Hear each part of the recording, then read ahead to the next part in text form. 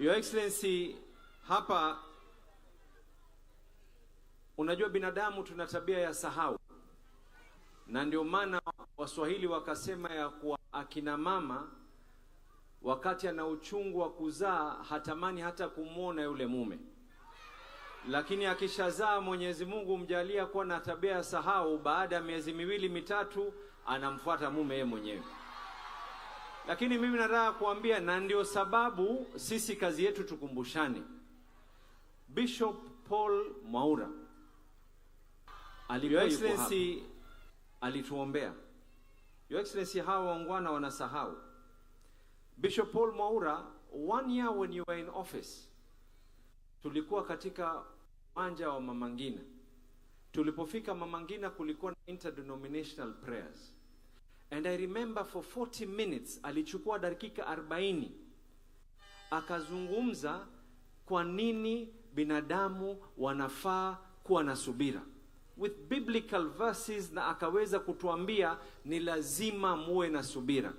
Nilikuwa nina hamu leo angeshika mikrofoni angetoa sasa ile aya katika Biblia kusema ya kwa sasa hii ndiyo thamani ya kuwa mumeweza kuwa na subira na viongozi wenu. Haya mambo tungelikuwa sisi kazi yetu ni kupigana na kuwa ni wenye kuzorotana, tungelikuwa leo hatuna reli hapa.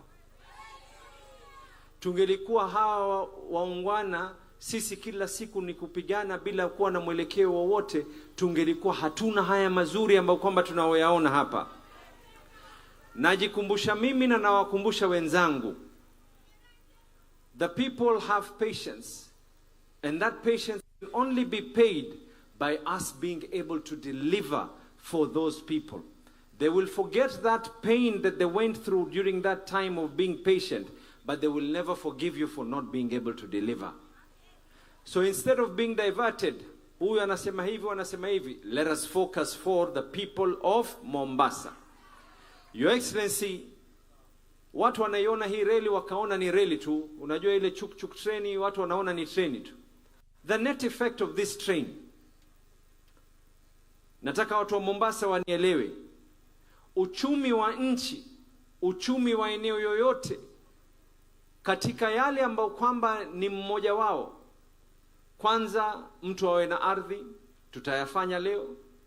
Pili, mtu awe na usalama, tunayazungumza katika haya mambo ambayo kwamba tunasema ya kuwa ni broad based, tufanye kazi pamoja.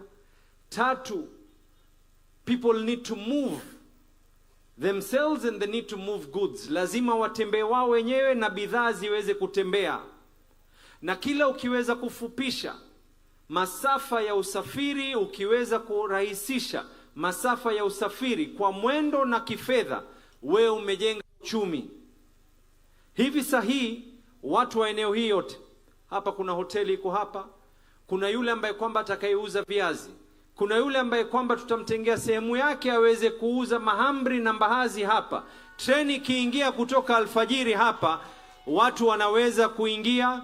Treni ikiwa inatoka jioni, mtu ametoka na mishikaki yake ya kutoka Mombasa anakula hapa, anaingia katika treni anaelekea moja kwa moja. Movement of people and movement on goods, mukiweza kuifanya iwe ni masafa yake ni mafupi, haya yote yatakuwa yako sawa. Your Excellency, I want to confirm here what Honorable Machele said, lakini pia niweze kuelezea we're in conversation with the ministry and we're in conversation with railways as well. Ni kweli yule contractor ambaye kwamba alojenga ile Makupa Causeway, kwa bahati mbaya ama nyingine alikata zile pipe. So we are now conversing waweze kuziweka zile pipe za maji. Unajua hawa waungwana wasipopata maji wanajua gavana tu, hawajui Chipchir wala Mainga. So mimi nitaomba tu vile wanamfuata Mheshimiwa Machele, na sisi tutawafuata na nyinyi. Let us get this done, because it was the error on the part of the contractor to be able to fix this problem, fix it so we can be able to move forward. Secondly, Your Excellency, na nikimalizia kabla sijaweza kumalika Waziri Chirchir.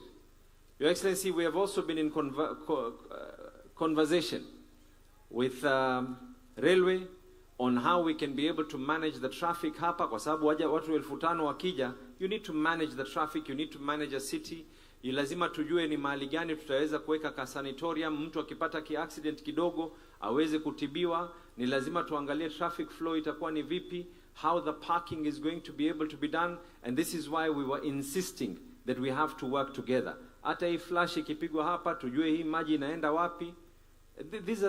This is what. So I want to confirm, Mainga is a good man, we are working together. Chirchir is like a brother to myself. Dakar ni wetu kwa damu na hali na mali.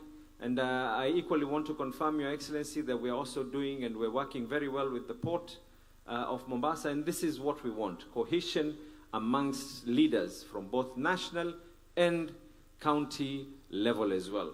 Kwa hayo mengi, kwa sababu leo ni siku ndefu, tukitoka hapa tunaenda kwingine ambao kwamba umeweza kufanya usafiri uwe rahisi. Waziri Chirchir, karibu sana uweze kuongea na wana Mombasa. Thank you very much. Asanteni sana wana Mombasa.